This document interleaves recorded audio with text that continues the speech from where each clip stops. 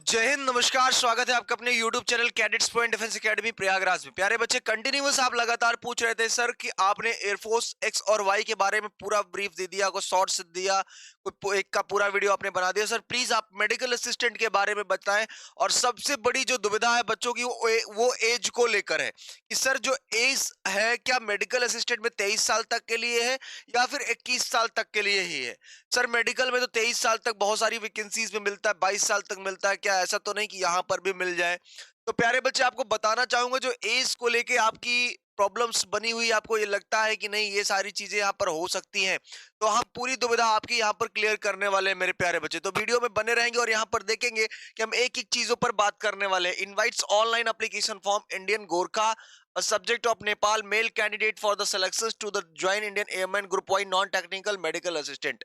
अब ये इनटेक 01 2027 का फॉर्म है जो जारी हुआ है। लेकिन सबसे बड़ी चीज आपको बताएं कि इस वैकेंसी में फीमेल कैंडिडेट्स नहीं भर सकती हैं। केवल और केवल कौन भर सकता है? केवल और केवल मेल कैंडिडेट ही भर सकते हैं मेरे बच्चे, ये आपको ध्यान रखना है। तो ये है एयरफोर्स, ये है Indian air force Y group. Y group यानी सेम वाई ग्रुप की तरह इसका प्रोसीजर है, सेम आपका पैटर्न है, लेकिन एग्जामिनेशन शेड्यूल सबका अलग अलग यहाँ पर दे रखा है कि किसका किसका सेंटर किस तरीके से जाएगा और कहाँ जाएगा। तो आज हम पूरी बात करने वाले हैं। इनटेक 01 2027 का ये फॉर्म है जो कि 12 जनवरी से भरा जा रहा है और 1 फरवरी 2026 तक भरा जाएगा। इसका online classes cadets point learning app पर शुरू हो चुकी हैं और ऑफलाइन बैच इसका आपका cadets point defence academy Prayagraj में शुरू हो चुका है। तो जल्दी जल्दी आप कोर्स खरीदें, परचेज करें और आप डिस्काउंट्स भी लें। सबसे बड़ी चीज प्यारे बच्चे, selections in the Indian air force की जब हम बात करने वाले तो इसके एज की बात कर लेते हैं। सबसे पहले जब हम यहाँ पर एज पर आते हैं मेरे बच्चे, तो आप यहाँ पर देखते हैं, तो यहाँ पर जब आप देखोगे कि इसका जो एज का क्राइटेरिया है वो क्या है, तो 1 जनवरी 2006 से लेकर मेरे बच्चे, अगर आप 1 जनवरी 2006 से लेकर अगर आप 2010 के तक हैं, तब आप इसका फॉर्म फिल कर सकते हैं। इसको थोड़ा सा मैं अगर छोटा करूंगा मेरे बच्चे, या इधर करता हूं, तो आप देखो यहाँ पर कह रहा है कि 1 जनवरी 2006, आप मैं यहां से बड़ा सा लिख देता हूं, 1 जनवरी 2006 से अगर किसी की डेट ऑफ बर्थ है और उसकी डेट किसके बीच होनी चाहिए बेटा, उसकी डेट 1 जनवरी 2010, यहां पर देखो जनवरी ही है, ठीक है। तो 2006 से लेकर जिसकी डेट 1 जनवरी 2010 तक है वो इस फॉर्म को भर सकता है। तो इसके बीच में आपका डेट ऑफ बर्थ होना जरूरी है, 1 जनवरी 2006 से लेकर 1 जनवरी 2010 के बीच है, तब आप इस फॉर्म को अप्लाई कर सकते हैं। तो उम्मीद करता हूं कि ये आपको समझ में आया होगा। आगे बढ़ते हैं मेरे लाडले, क्वालिफिकेशन की बात कर लेते हैं। जब हम यहाँ पर क्वालिफिकेशन की बात करते हैं तो वो भी देखते हैं कि क्वालिफिकेशन में यहाँ पर मेरे लाडले कुछ चीजों पर आपको विशेष तौर पर ध्यान देना होगा। थोड़ा सा मैं इसको और जूम करता हूं ताकि आपको देखने में किसी प्रकार की दिक्कत ना हो। अब यहाँ पर आप देखोगे मेरे लाडले, कह रहा है medical assistant trade for candidates with 10+2। तो सबसे जरूरी भैया कि आप 12वीं पास होने चाहिए, ठीक है।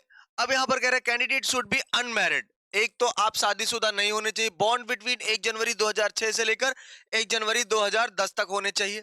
केवल महिलाएं कैंडिडेट ही जा सकती है, इसका फॉर्म भर सकती हैं।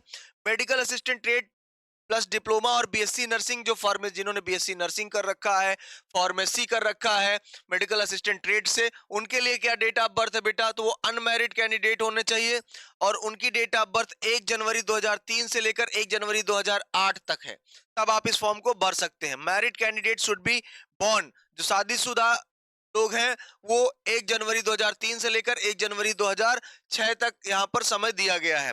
फिर कह रहा है in case a candidate clear all stages of the selection procedure then the upper age limit age on date on enrolment should be 21 years of candidates within 10+2 intermediate equivalent including vocational course of 25 4 year।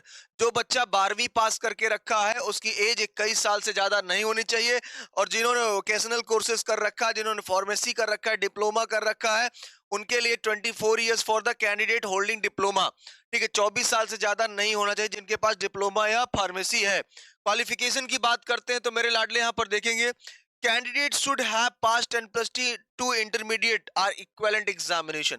आप 12वीं पास होने चाहिए या कोई equivalent examination पास होने चाहिए। किससे? Physics, chemistry और बायोलॉजी से, पीसीबी से। किससे? पीसीबी से। अगर आप फिजिक्स, केमिस्ट्री और बायोलॉजी से 12वीं पास हैं, तब आप इस फॉर्म को भर सकते हैं। Clear? And English from education board recognised by the central state and the UT a minimum of 50% marks. 50% marks भैया आपका टोटल होना चाहिए, और 50% मार्क्स आपका किस में होना चाहिए? आपका अंग्रेजी में होना चाहिए। क्लियर है? तो 50% यहाँ पर और 50% यहाँ पर, इसको आपको दिमाग में बिठा के रखना है मेरे लाडले। क्लियर है बच्चे? चलो, यहाँ तक तो आपको क्लियर हो चुका होगा, एकदम पूरी उम्मीद है। उसके बाद कह रहा है ओकेशनल कोर्सेज की जब हम बात करते हैं, जब हम ओकेशनल कोर्सेज की बात करते हैं, तो यहाँ पर देखते हैं लाडले, should have passed 2 years vocational course with non-vocational subject, example physics, chemistry, biology and English. Vocational boards of the council recognized state of UT 50% marks segregated, 50% in English. Candidates with the diploma and BSc pharmacy candidates should have passed intermediate 10+2 equivalent BSc with the physics, chemistry, biology and English with minimum 50% marks आपका BSc से होना चाहिए, biology कर रखे हैं आप तो ठीक है, उसके साथ aggregate and 50% marks in English और 50% आपका अंग्रेजी में होना जरूरी। Diploma BSc in pharmacy with minimum 50% mark, diploma कर रखा है तो 50% होना चाहिए, और फार्मेसी काउंसिल ऑफ इंडिया के थ्रू यानी पीसीआई के थ्रू आपका एनरोलमेंट होना चाहिए। ये आपका मैंडेटरी है मेरे लाडले। क्लियर है? Education boards for 10+2 equivalent recognised by the central state and the UT shall be permitted.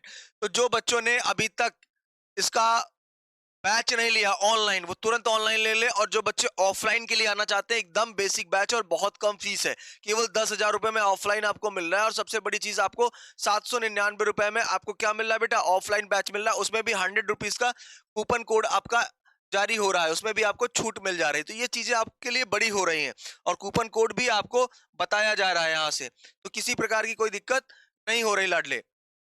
Wait, अब यहां पर कह रहा है mandatory medical standard general physical medical standards airman are follows.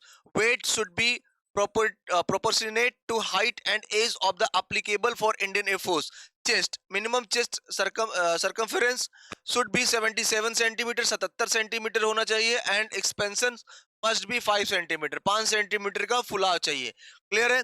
इतना आपको ध्यान देना। हियरिंग, नॉर्मल आपकी हियरिंग होनी चाहिए जिससे आप आसानी से सुन सकते हैं। डेंटल, दांत की बात करते हैं तो अच्छे गम्स होने चाहिए, जबड़े अच्छे होने चाहिए, गुड सेट ऑफ टीथ होना चाहिए, 14 डेंटल पॉइंट्स होना चाहिए, टोटल 14 दांत ऊपर और 14 नीचे, दोनों को जोड़ दोगे तो टोटल दांत कितने होने चाहिए? मिनिमम 28 दांत आपके कम से कम होने जरूरी है मेरे बच्चे। ठीक है, तो पूरा वीडियो आपके लिए बहुत इंपॉर्टेंट है और बहुत अच्छा भी है, जिससे आपको सारी चीजें यहाँ से क्या हो रही बेटा, पता भी हो जा रही है कि किस हिसाब से आपको तैयार करना है। जेंडर की बात कर ले रहे थे, ये कह रहा है any candidate if found the predominant characteristics of the opposite gender as are even to the external physical examinations will be rejected as unfit. Any candidate having undergo gender surgery will be declare unfit. मतलब किसी प्रकार का भैया अगर आपने gender under change कराया है, पहले पुरुष थे महिला हो गए, महिला थे पुरुष हो गए, तो वो परमानेंटली आपका क्या होगा? रिजेक्ट कर दिया जाएगा। इस चीज का आपको विशेष तौर पर ध्यान देना है मेरे लाडले। हाइट स्टैंडर्ड्स आपका ये हो गया। अब बात करते हैं medical assistant and medical assistant pharmacist की। तो यहाँ पर देखो 152 सेंटीमीटर कम से कम आपका हाइट होना चाहिए minimum. Maximum limit of reference error plus minus 3.50 dioptre आपका होना चाहिए। सर्जरी नहीं होनी चाहिए, ध्यान देना है। 6/36 आई करेक्टेबल टू 6/6 आई, 6/6 आपकी आंखें होना चाहिए। कलर विजन CP2, ध्यान देना है। सब सारी चीजों पर विशेष तौर पर आपको ध्यान देना है, ये गलती नहीं होनी चाहिए। और ये सारी प्रॉब्लम्स है तो यहाँ पर जब आप आओगे तो हम प्रॉपर तरीके से चेक करेंगे। ठीक है, candidates with history of the LASIK and PRK will not be accepted. ध्यान रहे, ये आपका एक्सेप्टेड नहीं होगा अगर जिसने लसिक कर रखा है या PRK कर रखा है आंखों में, तो वो आपका आपका क्या होगा बेटा? आपको रिजेक्ट कर दिया जाएगा। बॉडी टैटू की बात करते हैं तो बॉडी टैटू में देख कह रहा है यहाँ पर permanent body tattoos are not permitted, however tattoos only in inner face of the forearms inside the elbow to the wrist. यहाँ पर अगर आपने कर रखा है back part of the hand, back part of the hand, ठीक है, यहाँ पर reverse side of the palm, ठीक है, पॉम के हथेली के पीछे, and tribal with the tattoos which are as the per custom and traditions of their tribes may be considered। कुछ आपके ट्राइब्स के अकॉर्डिंग अगर वो है और ऐसा होता है तो उसके लिए मान्य कंसीडर किया जा सकता है। ठीक है, indecent sexist or the racist tattoos are prohibited ठीक है, regardless of location of the body, however right the consider to the tattoo acceptable on the unacceptable with the details of size and type of the tattoo, किस हिसाब से आपका tattoo है और किस प्रकार का टैटू, उसी हिसाब से आपका ये एक्सेप्ट किया जाएगा। Only Sikh candidates whose religion prohibits cutting of the hair or having a face or saving a face। ठीक है, केवल सिख रेजिमेंट, सिख वाले जो बंदे हैं उनके लिए केवल छूट दिया जा रहा है, भैया आप बाल ना कटाओ या फिर दाढ़ी आप ना कटाओ। ठीक है, इन सब चीजों, बाकी सबके लिए परमानेंट है कि भैया बाल दाढ़ी सब कट जाएगा। इस चीज का आपको ध्यान देना है मेरे बच्चे। ठीक है, उसके बाद आपको भी पता है इसमें पूछता क्या क्या है, वो भी चीजें हम आपको एक बार बता देते हैं। अब यहाँ पर हम अगर बात कर लें कि आखिर इसमें पूछेगा क्या, तो टोटल आपको लाडले ये पता होना चाहिए कि टोटल जो आपका एग्जामिनेशन है वो 45 मिनट का है। कितने मिनट का है? 45 मिनट का आपका पेपर होगा। इन 45 मिनट के एग्जामिनेशन में मेरे बच्चे आपको ध्यान देना है कि 2 पेपर इसमें होंगे, मतलब पेपर एक ही होगा। ठीक है, और यहाँ पर देखो as it is Y group की तरह होगा, वाई ग्रुप की तरह ही होगा। 45 मिनट्स का एग्जामिनेशन है। एक पेपर इसमें क्या क्या पूछेगा, इंग्लिश होता है आपका। ठीक है, ये ध्यान देना है, इंग्लिश होगा 20 क्वेश्चन 20 नंबर का। ठीक है, उसके बाद रागा, रीजनिंग, अर्थमेटिक और जनरल अवेयरनेस के 30 क्वेश्चन 30 नंबर के। तो टोटल आप देखोगे बच्चा 30 20 50 50 क्वेश्चन 50 नंबर का आपका यहाँ पर ये हो जा रहा है। तो 50 क्वेश्चन 50 मार्क्स का है, 45 मिनट्स का है, वाई ग्रुप आपका ये हो गया। ठीक है, तो ओवरऑल आपका ये पूरा प्रोसीजर यहाँ पर कंप्लीट हो जा रहा है। आगे देखते हैं टेन्योर की। जब हम टेन्योर की बात करते हैं, टेन्योर एंड ट्रेनिंग, तो enrolment shall be for an initial period of 20 years subject to the service condition which may be extended of 57 years subject to service condition। initially candidates shall be sent for a joint basic phase training। ठीक है, at training institute on successful completion of JBPT. तो terms and condition कुछ है, इसका आपको विशेष तौर पर ध्यान देना है। ठीक है, और ये कहाँ पर ट्रेनिंग होगी, टेन्योर कितना होगा ट्रेनिंग का, तो ये सारी चीजें यहाँ पर आपको पता चल रही है। ठीक है, तो ये आपको ध्यान रखना है बेटा। ठीक, after successful completion of all stages of training that airman shall be deployed on the jobs as per the Indian air force requirement straight allotted shall not be changed on the candidate requirement or requested or any groups.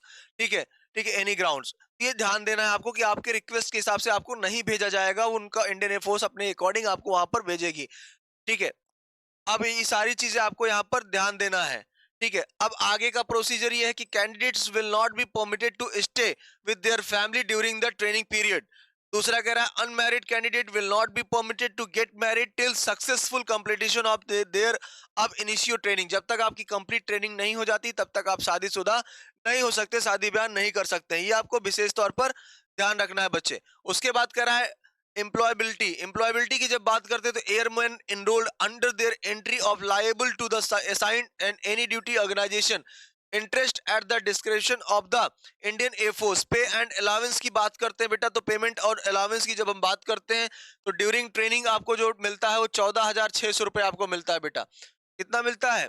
14,600 रुपए आपको during training मिलता है। यहाँ देखो आप, यहाँ पर ये लिखा है कि स्टाइपेंड के तौर पर 14,600 रुपए मिलता है as per month shall be paid. ठीक है, कंप्लीशन ऑफ ट्रेनिंग के दौरान फिर 26,900 रुपए आपको पर मंथ आपको मिलना शुरू हो जाता है। ठीक है, हायर एजुकेशन के लिए भी आपको परमिट मिलती है बेटा, ये आपको विशेष तौर पर ध्यान रखना है। तो जल्दी जल्दी सारी चीजें जो है ये दिया जो गया है, फॉर्म फिल कर लो। उसके बाद फॉर्म फिल करने के बाद इंडियन एयरफोर्स, ये आपको पता है कि अग्निवीर मेडिकल असिस्टेंट में अग्निवीर नहीं आता है। तो ठीक है, तो ये परमानेंट कमीशन है, परमानेंट के थ्रू आप इसको भर सकते हैं और बेहतर अपॉर्चुनिटी है ये फॉर्म आपके लिए भरने के लिए। ठीक है, और इसकी तैयारी के लिए पूरा डेडिकेट होकर आके तैयारी कर लो, जो कि cadets point defence academy Prayagraj है बेटा। बालसन चौराहे के पास हासिमपुर चौराहा है, उसके बगल में अशोक हॉस्पिटल के बगल में आपकी कोचिंग इंस्टीट्यूट है।